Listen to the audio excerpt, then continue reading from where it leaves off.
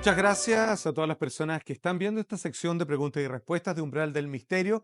Como ya saben, nuestro último invitado, grandioso amigo de tantas décadas, Sixto Paz. Así que procedemos entonces por las consultas del público maestro. Muy corto. En primer lugar, agradezco la tremenda ponencia. En segundo lugar, muy corto. Dos lugares bien precisos. Pumancú, los Anunnakis, que dice una referencia que no eran directamente en el fondo seres, digamos, extraterrestres. Y el segundo, la isla French aquí en Chile. Son las dos preguntas que hago. Sí, bueno, primeramente, el Hunapku, según los mayas, es el sol central de la galaxia. O sea que Sagitario A, que es el centro galáctico para los mayas, era un sol central y que emitía un pulso, que es lo mismo que los extraterrestres nos dijeron, que cada 26.000 años ese pulso llega a nuestro sistema solar. Con respecto a los Anunnaki, un grupo de extraterrestres provenientes de un planeta de Orión, o sea, el planeta Nibiru.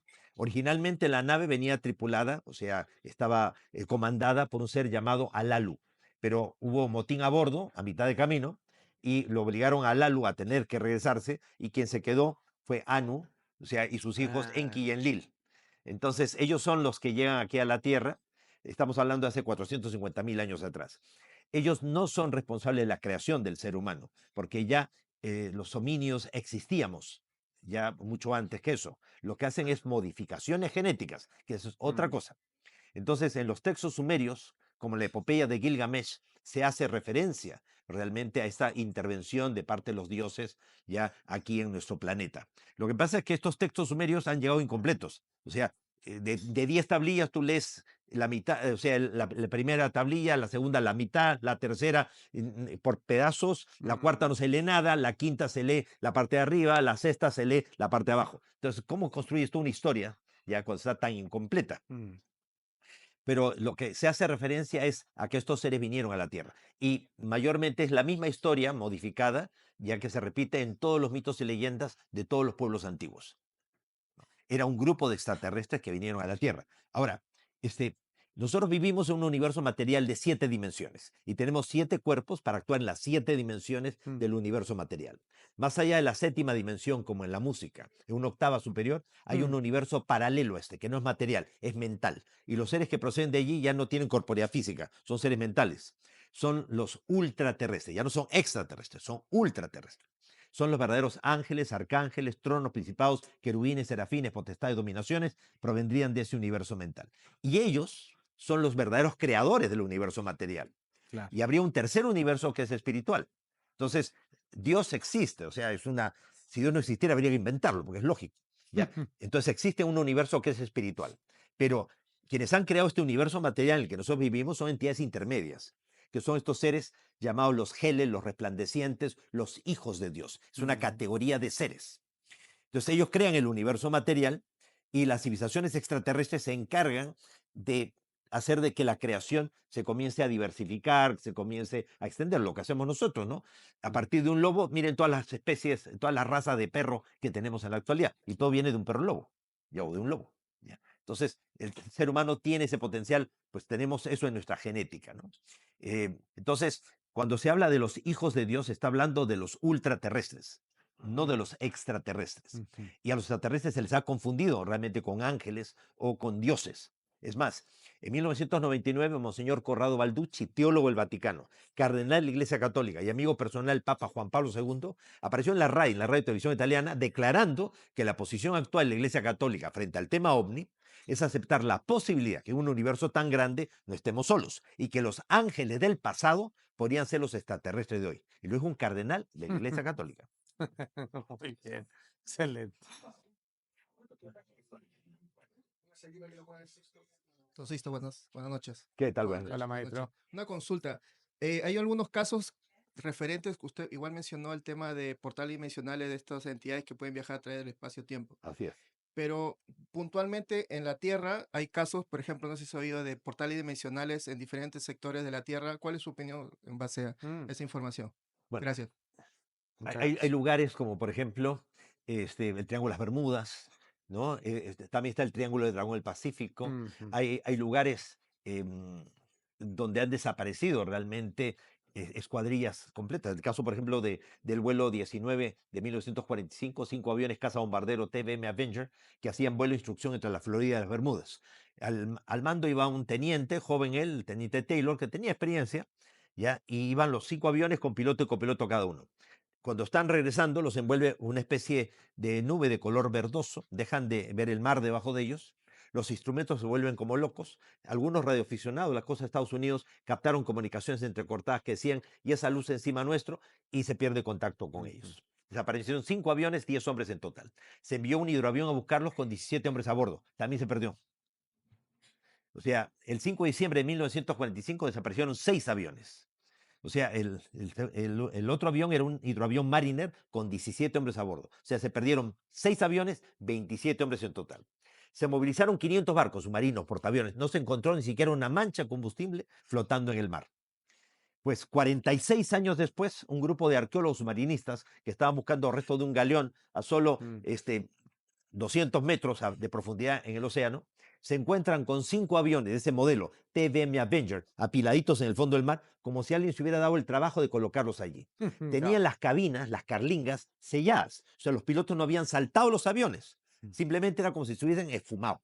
Cuando se cotejó el número de serie de los aviones, ¡oh sorpresa! No eran el vuelo 19, eran otro vuelo, pero nunca se había informado que un vuelo similar hubiese desaparecido. Entonces la Marina de los Estados Unidos sacó un comunicado que decía que de ese tipo de avión, caza bombardero TBM Avenger, utilizado por la Marina a fines de los años 40, comienzos de los 50, han desaparecido bajo condiciones misteriosas solo en la zona del Triángulo de las Bermudas 134 aparatos de ese modelo. De otros modelos preferían no precisar. Wow. Hizo que se sabían solamente de 5. Maravilloso. Así que sí existen portales interdimensionales naturales que se abren en el planeta. ¿Por qué? ¿Por qué se abren esos portales? Porque esta zona, por ejemplo, entre Puerto Rico y las Bermudas, hay una profundidades oceánicas de 7 kilómetros. Es un lugar de fractura de la corteza terrestre, producto de impactos. Y eso ha creado vórtices energéticos que cada cierto tiempo, cuando hay tormentas y todo eso, se concentra tal cantidad de energía y abren portales hacia otra dimensión. Entonces tú entras por ahí y puedes aparecer en otro tiempo y en otro espacio. Por eso existen los OPARTs, o sea, objetos fuera del tiempo. Que, o sea, estás haciendo una excavación ahí encontrando ya una aldea de neandertales de hace 95.000 años atrás y de pronto te encuentras con un lapicero, un bolígrafo. ¿Alguien estuvo aquí antes? ¿No? Claro. Ajá, cayó ahí. Turista. Bueno, en relación a lo que usted comentaba sobre esta especie como de simulación que sería quizás nuestra realidad, me surge una duda que tiene que ver con la teoría de las ideas de Platón. Y me dejó pensando cuando usted además dice esta división de hay un mundo inmaterial espiritual versus lo material que sería esto. Así es. Cuando él hace esta alegoría de la caverna o cuando habla de la teoría de las ideas, ¿usted cree que Platón se estaba refiriendo a esto mismo? Naturalmente que sí, o sea, pero también a lo que él hace referencia es la toma de conciencia de que los seres humanos vemos parcialmente, pero tenemos potenciales psíquicos que nos permitirían a nosotros ver más allá de nuestros ojos. O sea, todos los seres humanos tenemos facultades como la telepatía. Tú puedes comunicarte con la palabra, pero también con la mente, se llama telepatía. Tú puedes ver con los ojos, pero también con la mente, se llama clarividencia. Puedes tocar un objeto y a través del tacto saber si es rugoso, liso, frío, caliente, pero a través del tacto puedes saber la historia del objeto, a quién le perteneció, si el dueño del objeto está cerca, está muerto, está vivo, si lo tienen secuestrado, dónde está secuestrado. Interpol, Scotland Yard, FBI utiliza psíquicos para resolver casos delictivos que no pueden ser resueltos por la vía normal. En la Segunda Guerra Mundial, la SS implementó una división de visión remota y reclutaron a un grupo de mujeres que originalmente habían pertenecido a la sociedad Thule y después ellas se separaron y formaron la sociedad Brill. Sí. Entonces todas ellas eran telépatas, ¿ya? Y las reclutan para que ellos psíquicamente, o sea, puedan proyectarse astralmente a la visión remota de forma telepática o astralmente a los ovnis, porque ya los alemanes sabían que los ovnis existían. Entonces, por eso en los laboratorios de Pedemonde en el Báltico se encontraron los diagramas, los planos de las naves tipo pleiadiano, de tipo venusiano, la nave tipo nodriza. Lo que pasa es que ellas eran psíquicas, pero no eran ingenieros. De tal manera que ellas podían proyectarse a la nave, te podían decir cuántos metros tenía la nave, si era de color tal, si era de color cual, pero lo que no sabían entender era la propulsión de las naves. No eran ingenieros, pues. Por eso siempre se quedaron solamente en el diseño de la nave, ¿ya? Y no pasaron de ahí. O sea, no es cierto que los nazis llegaron a desarrollar naves extraterrestres o ovnis, porque si lo hubieran desarrollado, no hubieran perdido el tiempo en hacer los primeros aviones a propulsión al chorro, no los Horten. Hola, ¿aló? ¿Se escucha? Sí. Sí, bueno, agradezco la oportunidad, agradezco la instancia. Luego, creo que, bueno, los que estamos acá no tenemos duda o estamos muy convencidos de que esto es algo que existe. Ujú.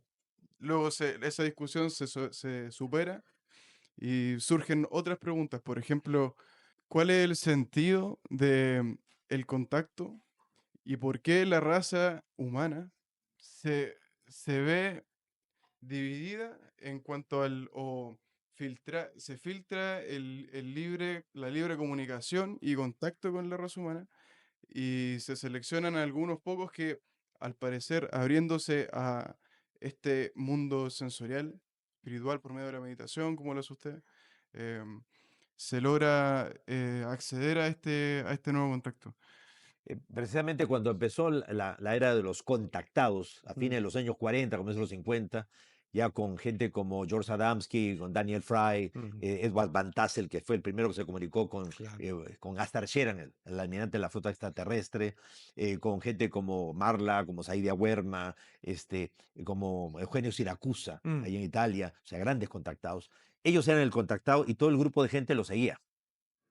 Cuando surge el grupo Rama, el grupo de contacto nuestro en el año 74, todos contactábamos, todos podíamos recibir los mensajes, todos podíamos ver a los extraterrestres, incluso subir a la nave, ya 3 o 4, o sea, no todos porque muchos salían corriendo, ¿no? Pero éramos varios los que teníamos las experiencias, o sea, se masificó la experiencia del contacto, hubo una evolución en la experiencia del contacto.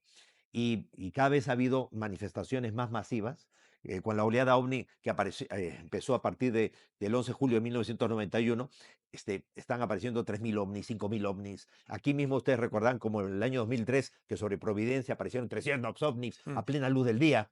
Y se le preguntó a la Fuerza Aérea, y dice, sí, en la Fuerza Aérea teníamos un desfile, pero nunca hemos tenido 300 aparatos en el aire al mismo tiempo, ¿ya? Entonces, ¿qué era esto, no? Entonces, cada vez, y ahora con estas naves nodrizas gigantescas de cientos de kilómetros de largo, que están siendo observadas, captadas desde la Estación Espacial Internacional, entonces cada vez la experiencia del contacto está más cercana. Entonces, la función de los contactados es de alguna manera despertar conciencia a la gente que no estamos solos, que nunca lo hemos estado.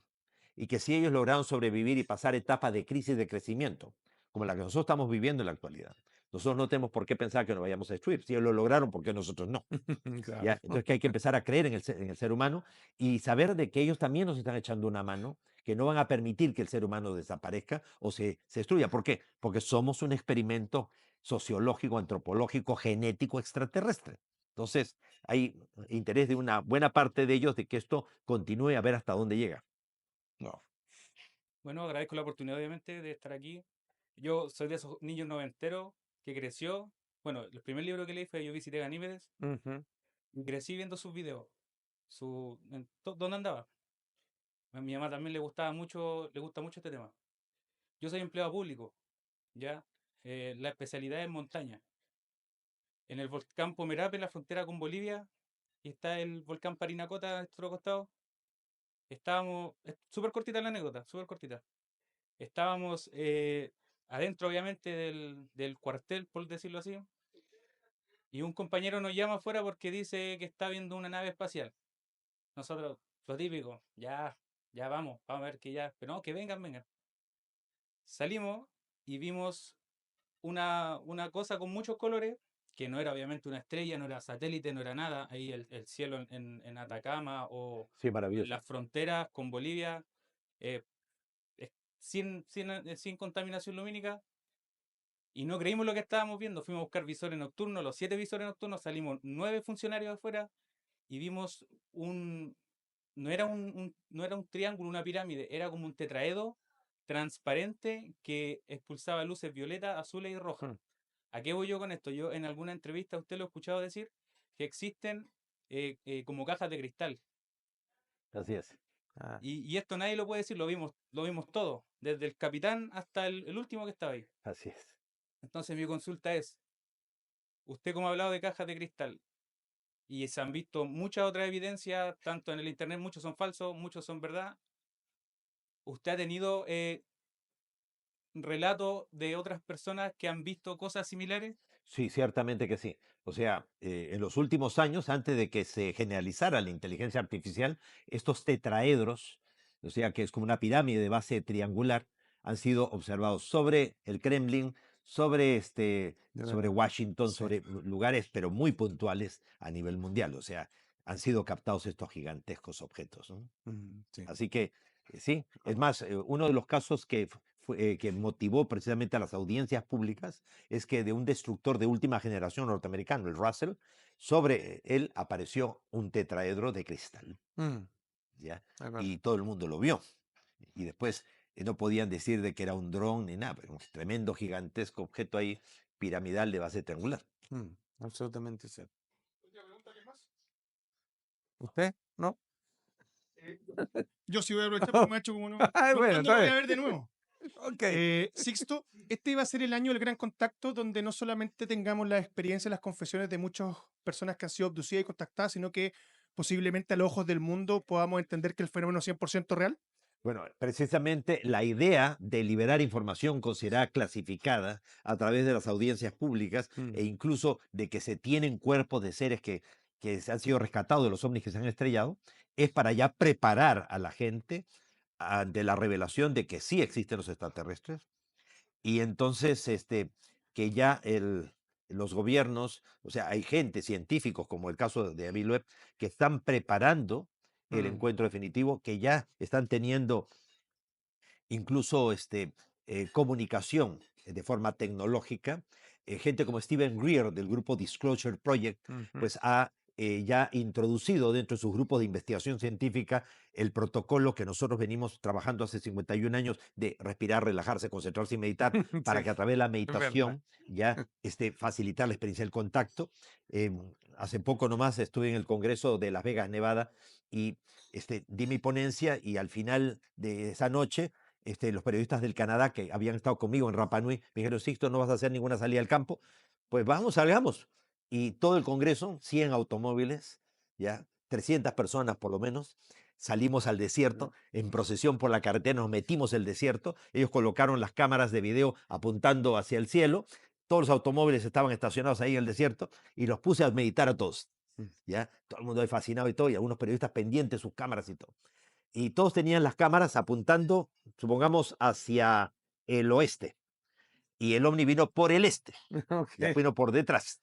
Y todos los automóviles comienzan a encenderse las alarmas, se prenden las luces de los autos, y un caos, y todo, y no sabían qué hacer con sus cámaras, y el ovni, y entonces cuando ya todos voltearon las cámaras, ya estaba detrás de ellos, entonces se volteaban. Fue espectacular, ¿ya? Y eso ha sido reciente. Y se viene más. Bueno, concluimos así entonces el espacio de preguntas a nuestro querido invitado Sixto Paz. Y nada, simplemente, nada, todas mis bendiciones, querido amigo, como de siempre, éxito. Y quiero verlo ahí como embajador absoluto cuando esto llegue a su punto culme. Un aplauso, por favor. Muchas gracias. Muchas Gracias, Felipe. gracias. Muchas gracias, amigo.